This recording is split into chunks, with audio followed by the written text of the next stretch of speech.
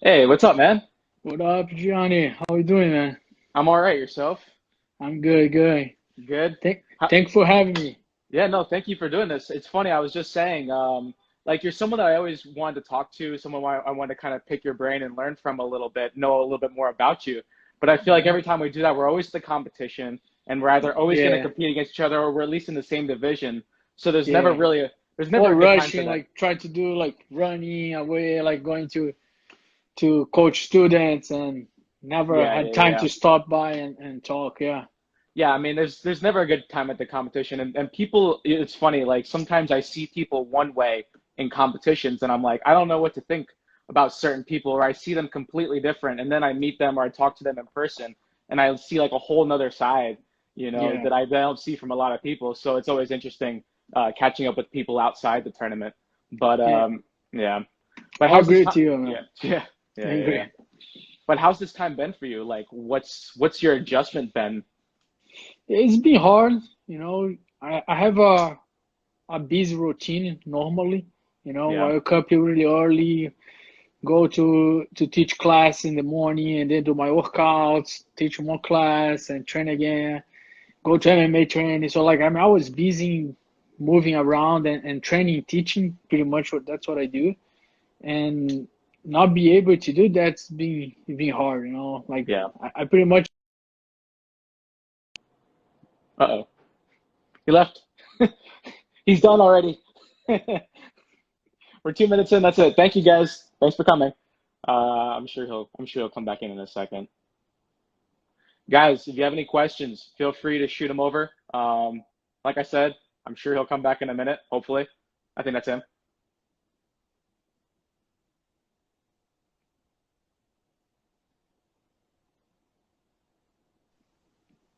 You were done what already. up? You were done No, already. No, I don't know what's happening. I don't even touch the phone. I thought it was you. no, man. I'm hands free right now. Me Hands too. free. My hand was here. I was holding my iPods. I said, "Man, what's happened?" So we'll say it was you this time. If it happens again, then we'll say it's me. Good, So good, we'll good, balance it out. good. So you were talking about your routine and everything. Yeah, so like normally I'm just now I'm home most of the time and just producing some content to my students, some online videos, and I have a little mat that I put on my garage, and I've been doing some training with my wife, Yeah. and I have a treadmill home too, so I'm doing some runnings, and that's it. It's been weird, uh, way different than I'm used it, but I think we need to adapt it, and I think that's what you can do. I'm sure everybody misses like the training routine, going to the academy, see your friends, and the environment.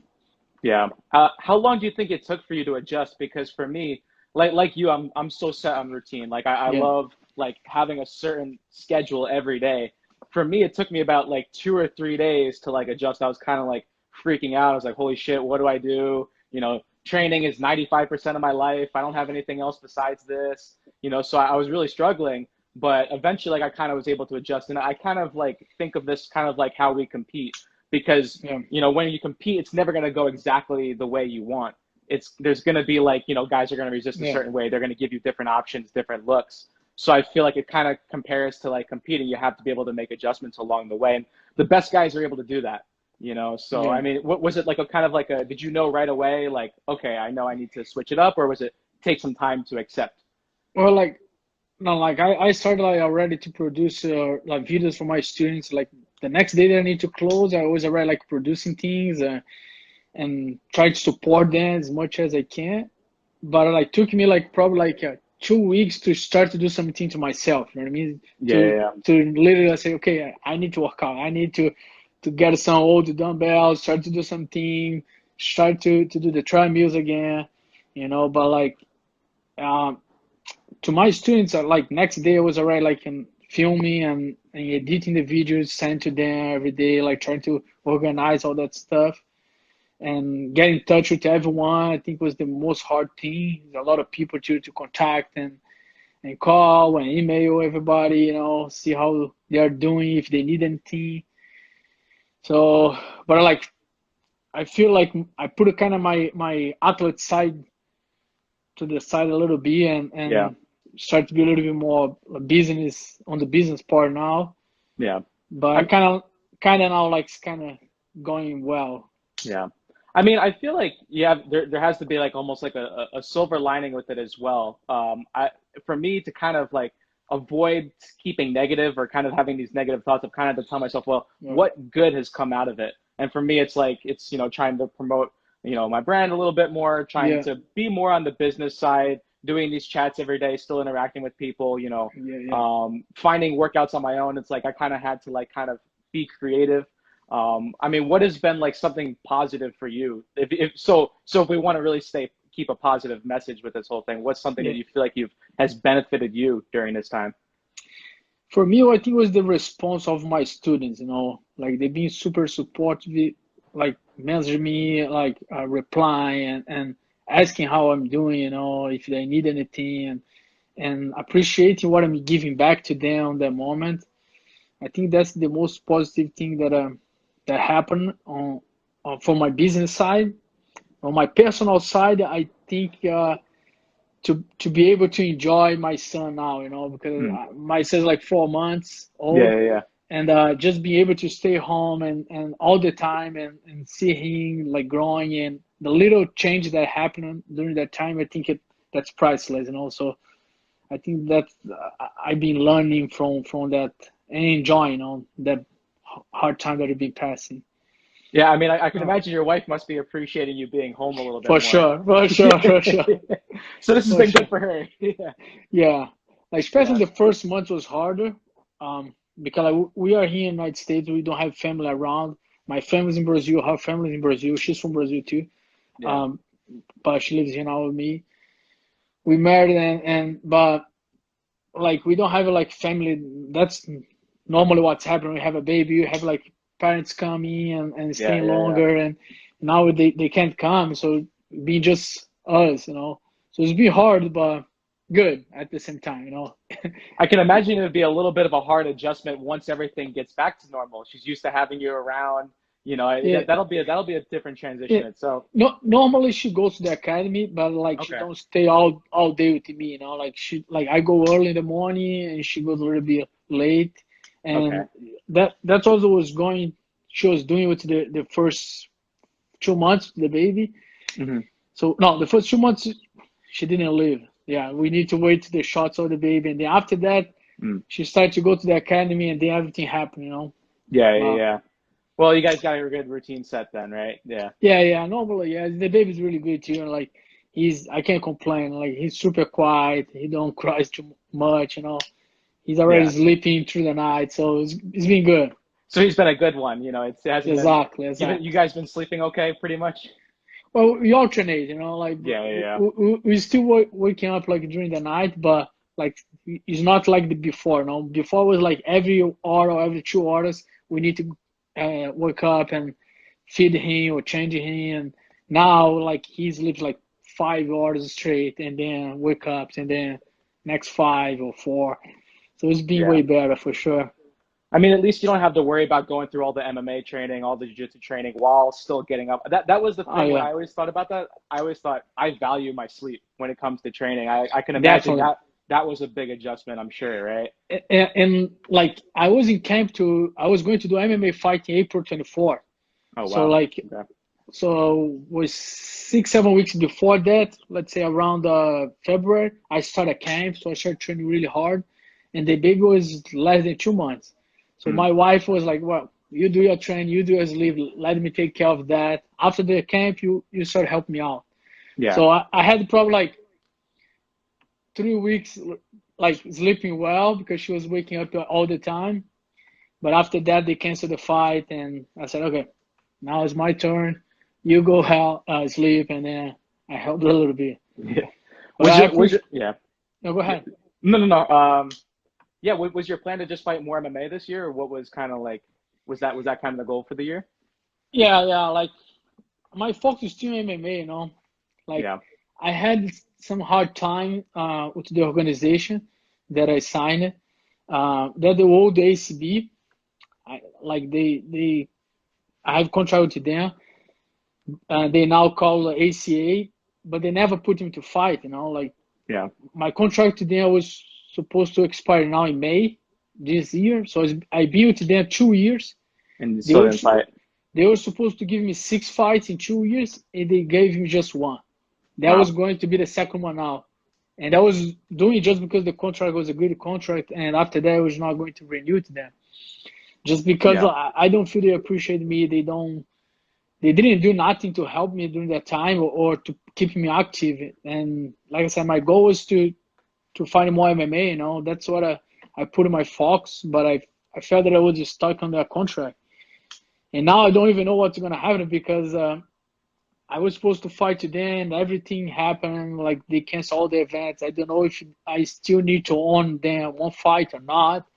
So I will Yeah. see after that. But I definitely want to fight MMA again.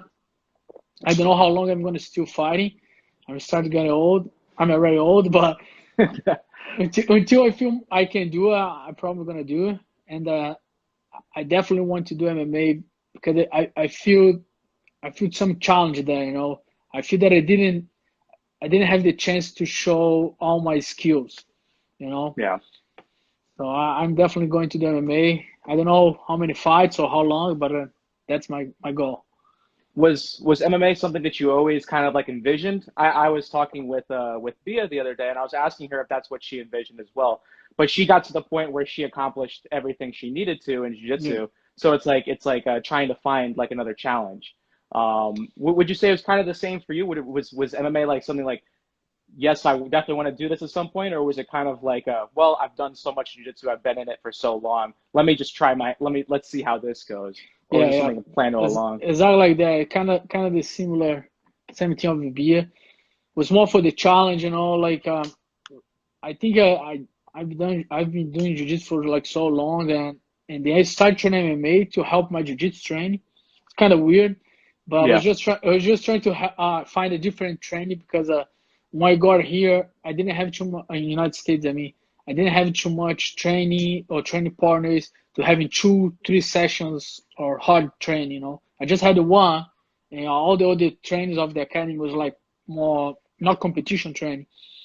And then I started to find and look around for some training, and then I found that the MMA gym with a lot of good guys, a lot of guys in the UFC, a lot of athletes there, and the team practice was like full, like 30, 40 people, like a lot of Division One wrestlers there. And I said, well, I'm gonna train those guys too with my jiu-jitsu training just to have a second hard practice on the day. Yeah. And then that's how I started training MMA. And then after a while, I started having fun and liking the process. And I said, I'm doing good in the training. I think I see some challenge there. I think I can do it. Yeah. And then I was really happy to which I had on my career, what I won, and like no regrets and nothing. And I decided to do the suite, and so that I think that's why like that was something that in my mind I was already like set. You know what I mean? I already like defined. It was not something. Should I go there or maybe go back to jiu-jitsu? I was no man. I'm gonna do MMA, but a lot of things happened that are like I was having a hard time, and then brought me back to jiu-jitsu. To do some super fights, to fight ADCC and all that stuff. Yeah. So, but what brought me there was the challenge for sure. It was Yeah. nothing that I was thinking before. It was the circumstance. Yeah. I can feel the same way, especially like I noticed at black belt. I feel like I remember my first year at black belt. I'd fight the same guy. I remember I fought like Kishino like 6 times the first Yeah, year, but I'm like, man, 10 years of black belt, this is going to get old after a while. I mean, not old. I yeah, always appreciate the challenge. I always appreciate all exactly. the matches, but after a while, I'm like, okay, I can understand why people would want to try to explore the things. Because I'm sure you've been around in black belt even longer. I'm sure you can count like hundreds of Exactly. matches with like the same person that it's like, all right, I need to try something else. I started to get a little bit tired of the routine. Like I sat down and was thinking, man, what am I gonna do?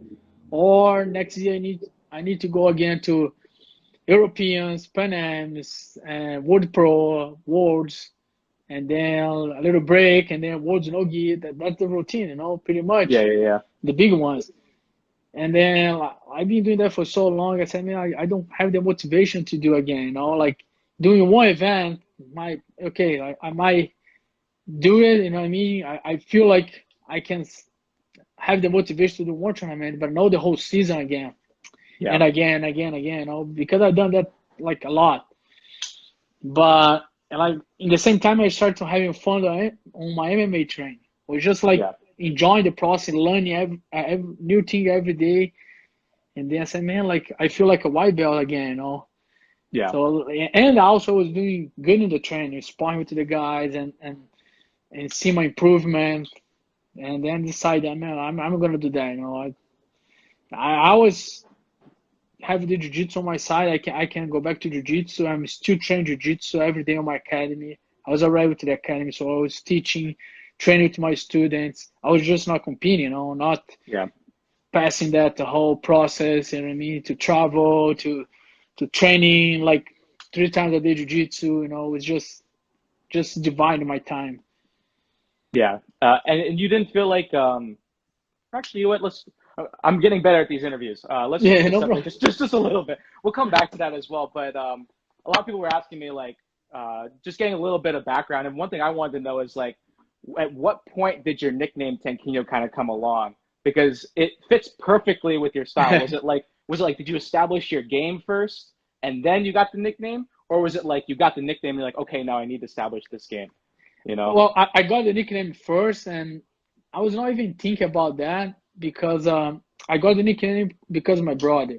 My brother started training jiu-jitsu first, and Okay. then he was he was kind of like a I was on top of the people and smashing, and then the instructor gave the nickname for him of Tank. So he looks Yeah. like a tank, tank on top of everyone. That's Tank. So Yeah. one year after that, I started training, and I'm the little brother. So they said, Yeah. "Oh, he's a Tank's brother. So let's call him Little Tank." That's Tanquinho in Portuguese, Little Tank.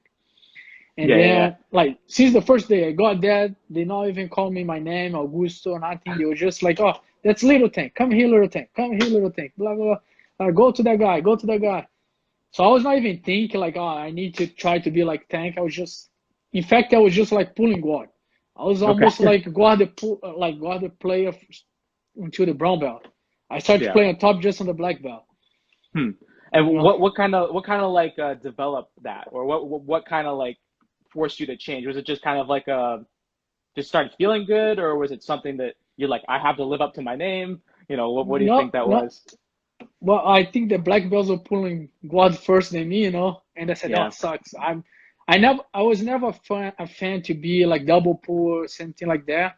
Hmm. In a lot of matches I was playing, I'm gonna pull guard. Soon as started they pull, I said, "Oh, sucks." Now I'm gonna be on top. And I Yeah. lost a lot of matches because of that too, you know, just to accepting all the game and try to stay on top as much as I could.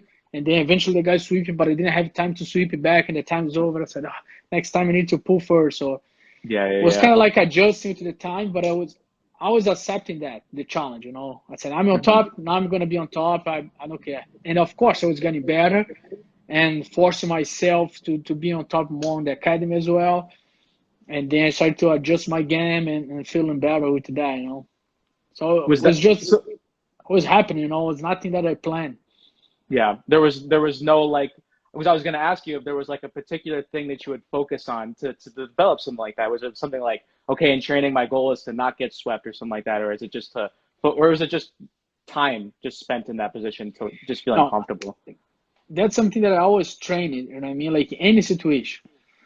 If I set that I'm going to be in one position, let's say if I pull guard or I'm going to sweep, I'm going to submit you. I'm going to do my life to not let you pass my guard or take my back. Same Yeah. thing on top. If I'm on top, or I'm going to pass or I'm going to stay here forever. You know, like I not let you sweep me. So I always fought or training with that things in mind and not giving any points to anyone. All my Yeah. trainers like that. So I never accept points. And some trainer was stay in the same position the whole time. I couldn't score points. The person couldn't score points. That's it.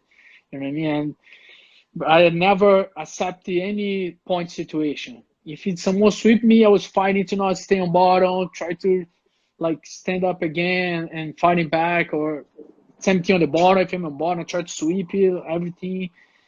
So it was nothing that I was thinking. It was just more my competition mindset, like try to if you score points on me, you really earned that. It was not because I give to you, like you earn it. You deserve it. So and I was doing that. Who trains with me knows. You know what I mean? I always did that in my training, like 100%, blue to black. I was never had like a easy role that I was going to. Okay, I'm gonna let you sweep me. Of course, I'm talking about competition training, not the regular class. Because when I'm in regular class, I let people play around. But like when I'm in like competition mode, my competition class, I mean, I was 100%. You're thinking about the sport during training and everything as well, right? All the time, even the advantage. Everything. Me too. Yes, I was gonna ask. Negative points, advantage, everything. I consider when I accidentally make a grip inside the pants. I'm like, oh shit, I'll get penalized for that. All right. I have a funny story. You know who's Diogo Moreno? Mm-hmm. Yeah. Like a big guy. He's my student from white to black. He's super competitive, wow.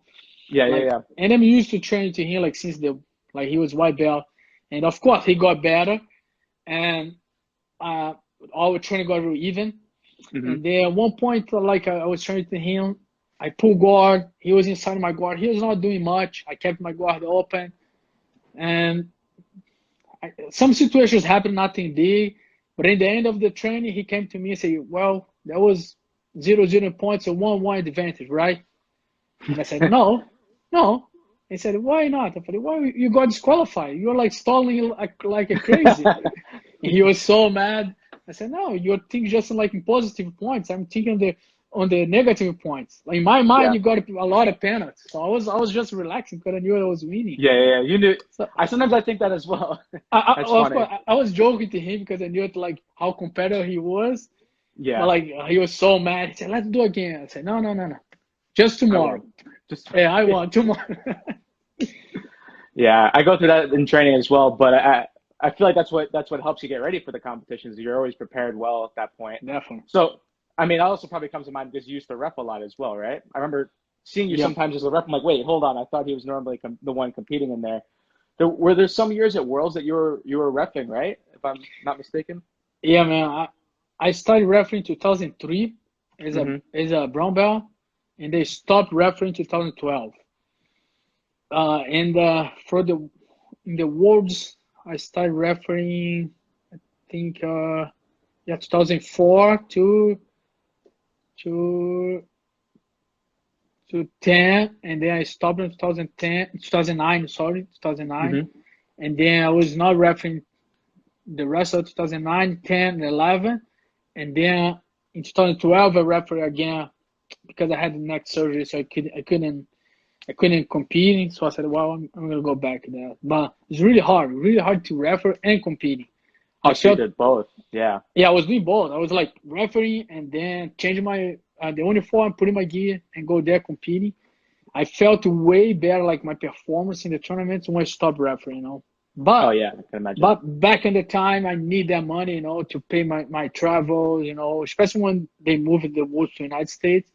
Mm-hmm. I like just refereeing that the whole tournament we did almost pay almost like half of my ticket, and back in the time I need that, you know what I mean? Yeah. But soon I stabilize a little bit more. I decided, man, I'm gonna stop it because I'm gonna focus on my career, Like now I have a little bit more money I could save. I still working in Brazil, like got more money. So now I'm gonna focus and saving my legs and my brain. Yeah. No, I can imagine just being as a ref being so stressful. Maybe because I'm not good at taking criticism. If I was a ref and someone's yelling at me, I would just get really pissed off all the time. Yeah. So maybe I wouldn't handle it well. But I can imagine that just being a ref could also just take a lot out of you to begin with. I'm sure that's like a taxing job. Yeah. But like that's what was happening before. Like when you were refereeing, let's say in the early 2000, like people were complaining, then you respond, then started to screaming, go back to referee. And then the referee part started to get way more professional. And then like we learned it. We have a lot of courses that IBJJF like provide to us, And then I not just me, but I think all the referees got better on that point, like to stay more neutral and not fighting back to anyone that they are screaming, you know. Yeah, they can't take it personally. It's something that you got to focus on not taking personally because it's not you. It's just they're going for it. Well, sometimes it is you, maybe. Exactly, but sometimes like someone like really like offending you, you know, like Yeah, personal. That's not like a match anymore. It started became personal. They know you. They know your name. They scream. I had one guy who wants to almost like kill me, literally. Like back in Brazil, that's like long yeah, time ago. Like he said, "Man, I'm gonna wait for you outside." And he had a gun. He showed me the gun. I was like, "Fuck!" yeah, And that's man, what's gonna happen, you know? yeah. But that was like old times, you know. Like now I think it's way different for sure.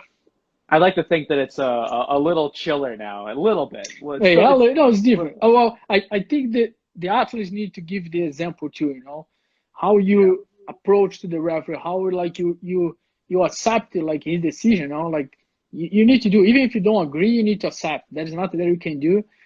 That is like many fights that I lost by ref decision. You know what I mean? And in my mind, I thought I won, and then went to decision and I lost. And of course, there were the matches that I thought like I lost and I won. So it is hard. You never know what the referee are thinking, and but you need to accept and not yeah, like trying to fight it down, especially if you're still on the mats or offending them. That's how I take it. You know what I mean? I think it's a respect thing. And we are in a position, especially us, the black belts, we are in a position that everybody has their eyes on us. So we need hmm to show that. You know what I mean? Like you, especially if you're a high level black belt, I think you can like go to the side later, ask the referee to talk. He's gonna stop and talk to us for sure, you know. But yeah, not do anything crazy, especially on the mat. yeah. There's probably a few things we could think of that I would try to avoid doing on the mat for sure. Yeah. Yeah, So, I exactly. mean, I wanted to ask a little bit about like when you first got your black belt. And I kind of Yeah. wanted to like just kind of go off of a little bit of reference that I felt when I first got my black belt. So, what first of all, what year did you first get your black belt and start competing? It was end of 2004, End December of 2004. 2004. So I started competing in Wow. 2005. Okay. 'Cause I remember when I first got my black belt. At that time, it was you. When did you get a black belt? Oh God, I don't even remember. Oh, come on. No, 2000, no, okay, okay, I got it. 2014, 2014, 14. So 10 years 2014. later. 10 years later, 10 years Man, later. that It's made great. me feel Man, old. Even no, man, old. you're freaking ADCC champ. Gotta learn from you. But I remember as soon as when I got my black belt, I went to Europeans. I fought Hoffa. We fought later Yeah. on in the year. Yeah. I fought Cobrinha the following year. And the issue that I had going into all those matches was that I wasn't looking at it like, okay, let me focus on implementing my game. Let me do my thing. I was looking at who I was competing with too much.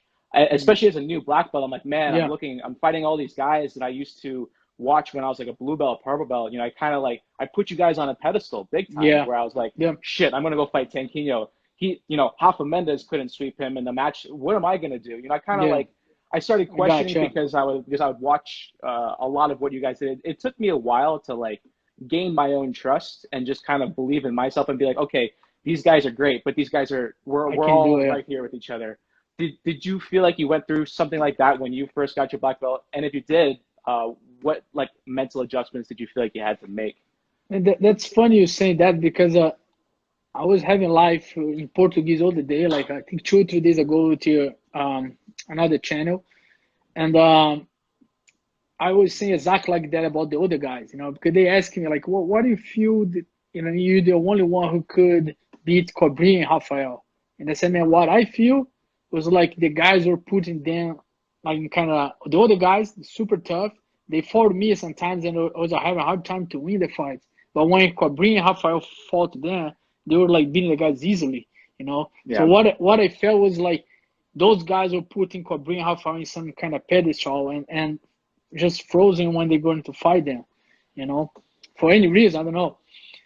But like I never had that problem. I mean, when I was about to compete with those guys, I was already like mentally ready. I trained for that, you know. I never like I respect the history, but like I always believed that I could win.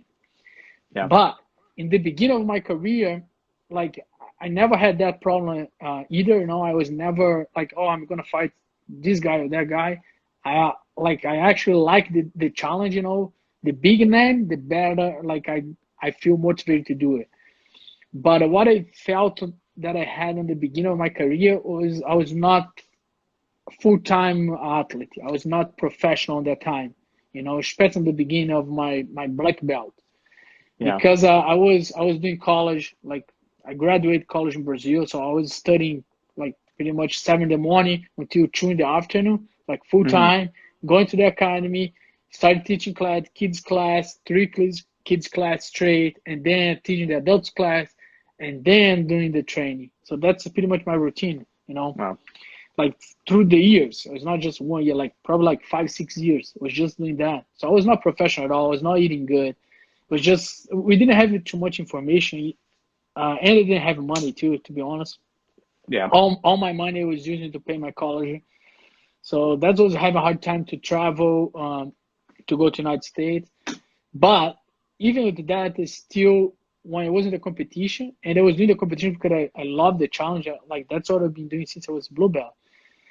So I would sign up to the tournament. I was getting there and finding the champions or the big names of that time. I was like, yeah, man, let's go. I go there and I think I can beat. You know what I mean? Even I Yeah. knew I didn't have like a right preparation. I said, man, I think I can beat him. You know, I was always Yeah. trusting my skills, and a lot of people are beating all the ones that I lost for sure. But I think it like made me make the adjustments through my career and realize took me a while to realize that okay, I need to focus more on this and stop doing that. Especially when I graduated, that's was a like big relief for me because I had like I don't know over 10 hours free to train, you know. Yeah. So that was really good for me on that time. So yeah, yeah. Do you feel like almost not being like the serious competitor, maybe while you were in school, kind of just allowed you to just kind of compete freely, or maybe not overthink opponents too much? I can imagine you kind of does that make sense? Like maybe not being able to focus as much on just getting ready for competition, having to go to school, having, to teach classes and stuff like that was almost kind of like, all right, when the competition came up, just whatever, let's just go. Just I don't know. Does I don't know if that makes sense at all. No, yeah, made sense. See. But I, like I said, I was not like thinking too much on the other ones. I always was thinking about me. You know what I mean? Like what I can do, and I was trusting my skills because I was a successful athlete as a blue belt to brown belt. You know what I mean? I been compete a lot and had success on the color belts. So when I got the black belt, of course, like I know the challenge was way higher, but I still trusting. Just took me a while to understand that I need to do extra. It was about time to me like, well, okay, I can't winning doing that anymore. So I need to do more strength condition. I need to do extra training. I need to resting more and eating better, all that stuff. You know. So it's Yeah, kind of yeah, like understanding what you need to do to be a professional athlete. You know, especially in Brazil, man. Like it was not easy. You know, like I was never poor, but I was never rich too, you know. So I was yeah, always like paying to my tuition, you know, like my food or my parents helped us too, but like I always like was stepping up and doing my stuff, you know. yeah. And what year was that you like were able to make that adjustment? What year was it that you were graduating school and everything? I graduated school in December 2006. So Okay. 2007, that was the awards came to United States, and then I started to like train a little bit more, and then 2009, that's when I stopped refereeing, doing all that stuff, and started to dedicate 100% to be athlete. You know, that's when I said, man, Yeah. like I can't be that part time. You know, I like should be full time, and then I started like to drill during the day, start to do strength condition with a coach, started to eating better. You know, even I didn't have like any nutritional guy with me, but I started to pay attention what I was eating, how was my weight cut in each tournament, if I need to adjust or not. Start to learn about my body. But you see, like I got my black belt in 2004. Just in Hmm. 2009, I started to be 100% commitment to the athlete's life, you know. Yeah. So it took me like a while. Well, I remember I was curious because I know you've been a black belt for a long time, but even as a little kid, like I was like a nerd. I was watching everybody, or I was always on YouTube. I was looking up everything, and I remember it wasn't until like 2009, 2010, I was like, oh shit, who's this guy? All of a sudden, in there like killing it. Um, yeah, so it took you a little bit of time. It wasn't like something right away, but obviously you made it work. You don't seem Yeah. like a big guy. What were you doing at lightweight for such a long time, or are you bigger than you actually appear to be? Well, uh, I think with the years passing through, like I started to like I was a featherweight since the blue belt, and Hmm. then before it was like easy, like I didn't even to cut weight, and then the years passed, I was getting 1 more pound, 2 pounds, 3 pounds, 4 pounds. I don't know if I was growing, but like I was just like eating more. But Yeah. like I started to need to cut away to the featherweight. And then like I said, first was like half pound, and then it was like 1 pound, 2 pounds. And then I got to the point I was losing like 4 or 5 pounds to go to the featherweight. Hmm. And I said, man, like after years, I said, man, I don't want to do that anymore. You know, like I'm done. I'm gonna go to lightweight. At least I don't need Yeah. to cut weight on the lightweight for a while, you know, because after that I started to need to cut weight to the lightweight. Yeah. But I think I did really well in the lightweight too. Like Hmm. I fought the best guys there, and I won some, lost some, but I felt that I always have a better performance as a featherweight if I could make the adjustments, be more professional, and take care of my diet, especially in the off season. Yeah. I think I would have a better performance in going back to featherweight. That's what I did, especially after I won the Abu Dhabi Pro in 2011 that I beat all the Atos guys and beat Rafael, who was already the champion in the featherweight. I decided, man, like I just beat the world champion in the featherweight, you know. Like I think it gonna work going back to feather, you know. Just need Yeah. discipline and dedication, and that's what I did. I bet on myself, and I think I won. Yeah. No, it definitely worked out. I mean, so you're saying that the big adjustment was just maybe during the off season when you weren't competing, still staying well Yeah, regimented with your diet. You think that yeah. was No, that was not the big difference, like or I always like enjoy like eating something like bad once a while, especially like a big cut or something like that. hmm But I was not doing like that for 2 months. That's what I was doing. 2 months, 3 months, just eating crap and go to train, and you know what I yeah, mean. I yeah, was yeah, like all like swallowing and all that things. And then say, well, like I'm gonna do that for like a week, and then back to training, back to eating health again, yeah. and they learn a lot, especially with my body, like how my body responds.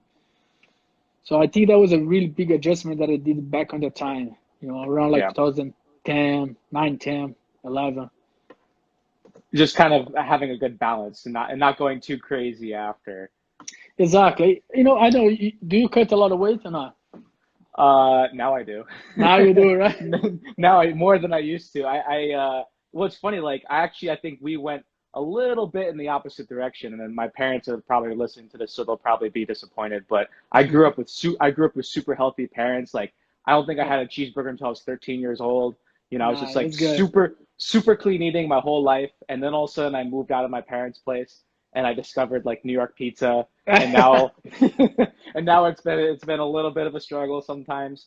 So but I've definitely, yeah, I've I definitely think had to try to work on finding a balance. I think it's important to have that moments too. I mean, I'm not Of a course. fan to you like be like crazy that you can't eat this and that. You know what I mean? I think you just need discipline. Like when it's Yeah. time to do your goal to the tournament, you need to focus and not eating those things. But after that, or we don't have nothing in mind. If you want to eat like one slice of pizza, man, like of Yeah. course.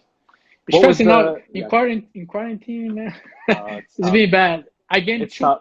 I gained 2 pounds, and then I go to treadmill, lose 2 pounds. And then I'm flowing like that to my Yeah. weight.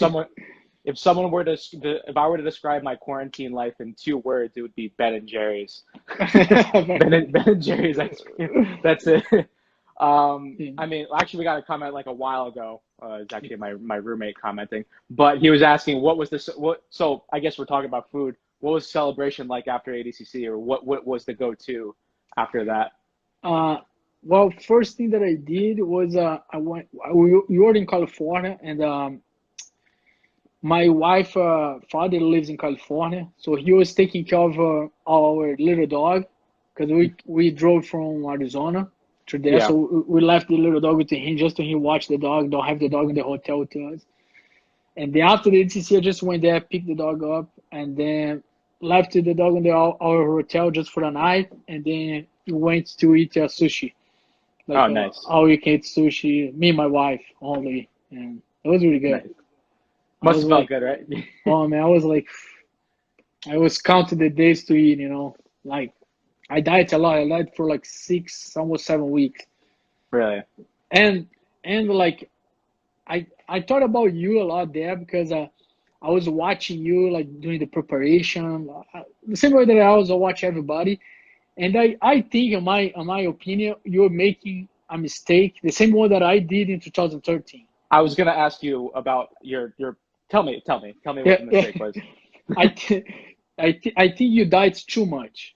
You know what I Mm, mean? Like I yeah. did that in 2013 when I went to China. I had all the problems there too, but like having the weigh-ins in 3 days, I said, man, like I really need to be on the 6 kilos, Like I Yeah. made the weight, and then like I was literally like 145 like before that, like a week before I was on the weight. Yeah. And I felt watching your training, your stories, like the way that you were dieting, and I think I remember you saying that you were almost on the weight, or you were on weight, and I Yeah. said, man, like he's gonna get there like weak. Like Yeah. not weak, Well, of course, but like it's gonna be it's gonna be different. tough. It's gonna be Yeah. different because I felt that before. And then I Mm, started to do the adjustments. I said, man, now what I need to do, I'm gonna cut every single day. Every single day I'm gonna cut weight and gain weight, cut weight and gain weight. And I yeah. mean, I was talking yesterday on the flow grab, and but I had a nutritionist. He was there with me. Like he made the difference for me, like the whole process, not just dieting, but like recovering the weight. But like Saturday, after I qualified to semifinal, like I went there to the official scale. I was 10 pounds heavier after competing. Wow. And then I said, man, like I need to cut 10 pounds now. And then my doctor like he said, no, man, like just relax. He gave me dinner. I ate dinner that night. Wow. And then I sleep and I wake up like 2 pounds over. That's it. I said, Wow. man, I can't believe, you All know. right. But like I said, I had a professional to me. Like he was like whole time like checking me and doing all that stuff. But like I said, I cut weight and I gained weight. I probably went to fight again like with the 155 probably. Like Yeah. maybe send a little bit less because of you. I fought like early in the morning. I Hmm. think it was like 11 or Yeah. Yeah. 11:30. So I didn't have too much time to gain weight, but like still, I probably gained like 7 or 8 pounds. And I Yeah. felt that was your mistake. Mm, Like you're like on fire, like winning, or you won the Kasai. So I was counting you to be one of the favorites too. But like, as soon as I saw like you were carrying too much weight, I said, nah, he probably gonna fail on that part. yeah. You know what? It's funny. Like, so I people told me this beforehand as well. They even Marcelo. I remember Marcelo went on vacation for a little while after Worlds, and I was starting to get ready for ADCC. He came back and he looked at me, and I was like, Marcelo, I'm almost already on weight. And he's like, Gianni, that's not good. You Yeah, shouldn't be like that already. He told me that, but something in my mind about just seeing the weight go down, I was like, oh, this is good. I'll be yeah. used to being it. I'll I'm be not you. suffer. Yeah, I'm like, okay, I'm gonna be a natural or a normal Yeah, 145 pounder because I'm just accustomed to being at the weight. But I remember after a couple weeks of staying at the weight, all of a sudden I just felt like this serious decline after a while. And exactly. by the time I got to the tournament, like I couldn't even feel my legs. It was the weirdest Exactly. thing. But I never felt that like that in my life. Cause that's not our normal weight. I don't know you, Yeah. but like I'm walking around like 168, 170 sometimes. That's Wow. my normal weight. Like Yeah. now I'm used to be like 164, 65, but like now I'm just gaining more and more, like 6'5", 8, 9. But like you see, like the difference when you fought in Kasai, it was a weigh a day before. Like you made Yeah. weight, and the next day you're like bigger and stronger. You Yeah. I could see in your face you're like your health, you know. Yeah. Different ADCC. ADCC, you look like, oh man, like you lost too much weight. Yeah. So, I definitely worried my parents that tournament. They were definitely like, they didn't like how I looked after that. They just kept feeding me after the tournament. They're like, just eat again, please. yeah, I mean, besides like, doing the diet right, having that down, that's something I learned from that as well. And obviously you yeah. learned from it as well. But what else would you think was the real difference in like past ADCCs to this one? For me, it was the discipline Mm, because I was not paying the price of the training anymore. You know, in all the yeah. ADCC edition that I fought, it's not excuse. You know, like I still stepping in and fought there, but I always had some problems or some mistakes that I made. Like 1 year, like I said in China, I cut too much weight and I had some personal problems before too. You know, I was traveling and my mind was not there. I was in Yeah. China, it's a lot of things going on. And then, of course, I lost. Like in 2011, a week before the ADCC extract, I took it out the all four wisdom teeth, all four, one week before. But did you have any choice or did you decide to do Well, that? like that was bugging me a little bit for some weeks, Okay. and I went to dentist. They told me like 1 week you're gonna be fine. That's not gonna bug you. And I said, oh, okay, good. So it's better than Yeah. now. And then of course it's not good. Like I was feeling crappy there. I was all swelling. I was like, oh. And I fought on 77 kilos. You know. Yeah. And in 2015, I felt a little bit better. That's why like I got third, but like I lack a little bit of the strength condition. I was not doing strength condition at all. I was more just training, rolling, doing drills, and then I guess out. I felt, you know what I mean, gassing out during the match.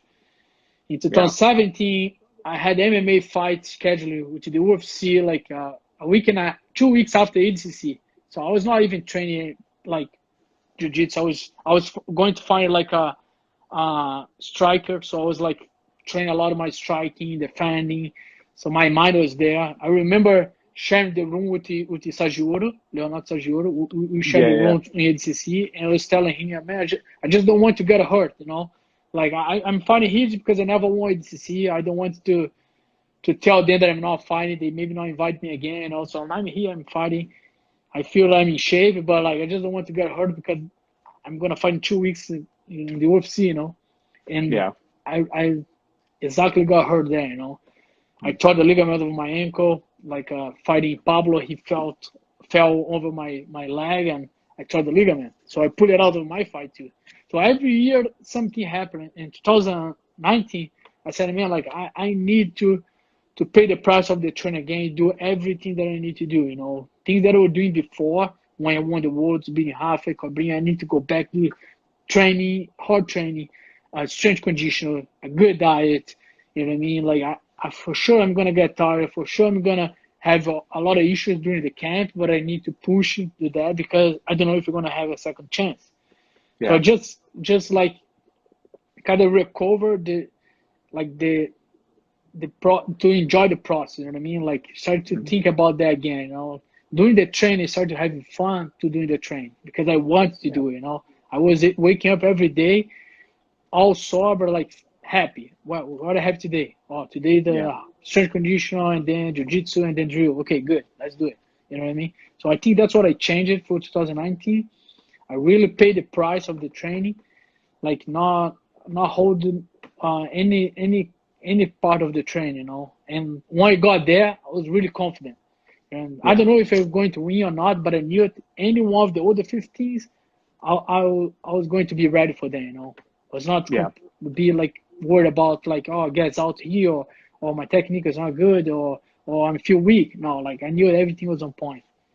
Yeah. I kind of feel like the same way when things go well for me. What I always try to think about is the reason why I want to train so much, or the reason why I put everything in is you always want to kind of go into the tournament feeling like this is kind of like my saying. I'm like, I want to leave no stone unturned. I want to Yeah, go in that no matter what, I'm not going to worry about the result, whatever the result may be. It is what it is. yeah. But I know that I did absolutely everything I could to be well prepared. And so then you are well prepared, but also you have like that extra confidence as well. Exactly, exactly. But Yeah. I was missing that part for a while. You know, a lot of fights that I did, I was not training that way. You know, not Yeah. like that. I mean, you know what I mean? Like giving credit for the who I was fighting. I was Hmm. just like not on their vibe, you know. I was like, oh, you know, sometimes I need the money. I said, yeah, good offer. Okay, I'll take it. Yeah, do it, you know. But I Yeah. was not training the way that I should be training, especially on the level that is right now, you know. So I said, man, I really want that title. I really want that title. So I Hmm. need to train like I haven't trained in a long time, and that's what I Yeah. did, you know. That's what I did. Do you think that what was bigger for you, that or winning worlds? People always ask me, it's like, what's more important? I don't think you can ever say what's more important. Like, Yeah. but what would you feel like was? It's a hard question, but what do you think was bigger for you? Oh, for me, like both are like the big ass for sure, but I have a special feeling for the awards with gi, you know, Hmm. because that's my first passion, you know. Like when I started training jiu-jitsu, it was always with the gi, and they always was my goal. Like I won the awards as a blue, but I said, man, I want to do everything that I can to win the awards as a black one day, you Yeah. know. If I'm gonna Yeah. get there, Yeah. I don't know. And then when I won, I was like, man, like my dream come true, you know. Like I'm complete almost, you know. Like of course, Yeah. in the end, when I won out the ADCC, like I felt my like blessed for sure. My career was blessed with the title that I didn't have, but I think the awards with the Gil was special, especially the way that it was, you know, like beating two legends. I think it was special for me. Yeah. I mean, no one could say that they beat two guys like that in the same day. Yeah. But and then you left right on top. You didn't compete again at Worlds after that, right? That No, was no, no. I was already moving to MMA. Like oh, that's right. That's right. I said it before the awards. I was already like in my mind. I had the decision. I said, man, like I'm gonna go to the MMA. I was already having fun doing the MMA training. Yeah. And I said, win or lose, I'm gonna go to MMA. So I like if I lose, it's okay. Meant to be, you know. Like if I won, great, you know. Like that's my open doors for me in the MMA and open, you know. Like that helped me a lot too. So like it Yeah. was just coincident maybe. Like I won, and I had the feeling should I compete again? You know what I mean? Now I'm the champion. I don't know. I'm waiting so long for that, but I said no, man. I had the decision before. I'm sticking to that, and but like I always, like I said, I had super fight that I did after that. I fought you like right after Yeah. that. Yeah. I Yeah. think like you I know what I think mean? so. Yeah. Yeah. Like a year after that, I remember that. Yeah. Yeah. But like I said, if when I didn't have an MMA fighter, I still training. I still have the passion there, and I said, I still want to fight a little bit more, you know? Yeah. You just had different. I mean, you started finding different goals at that point. Yeah, But exactly. do you see yourself kind of doing the same thing with ADCC, or do you see yourself maybe doing it again, or is that? Yeah, I don't know. Like, a lot of people ask me if I'm gonna fight next year again, and like I said, I'm the champion. I want to fight it, but I'm gonna wait to get close to that to see how my body's gonna be. You know, Yeah. I'm getting old for sure. I need to listen my body, especially with the injuries that I'm getting, and Hmm. I want to fight, but I don't think it's the time now to say, oh, okay, I'm gonna fight for sure, and then get there, don't fight, and I'll be disappointed. I'm gonna let a lot of people down. So I Yeah. don't know. I know if I'm fighting, I need to train a lot. I'm going to do the same preparation again, you know, and I don't know if my body's gonna support that. So I'm gonna waiting to see, and hopeful I'm gonna be in shape and active training and like and I'll be able to do. You know, I want to do it. I want to win again, but I don't know. I'll let God guide me. Yeah. I can imagine it's like hard to decide on that, especially when it's like every 2 years. It's not like every year where Exactly. you can kind of, you don't know where we don't, especially with this circumstance, we don't know where we're going to be in a year or so, I mean, I'm so 37 years old now. It's not easy, you that's, know. come on, man. That's nothing. That's No, nothing. well, for sure. But like I'm like I said, I'm starting to getting close to the what happened with me before. You know, now I'm like a full-time instructor on my academy. You know, like I go Hmm. there, I teach most of the class. You know what I mean? I'm starting having fun passing that to my students. Then be selfish and just train. You know, because sometimes we need to be selfish. That's what Yeah. happened. You know, like we need to think about you and to performance. So sometimes it's not gonna be the best thing, but I'm still feeling that my body is gonna support that training.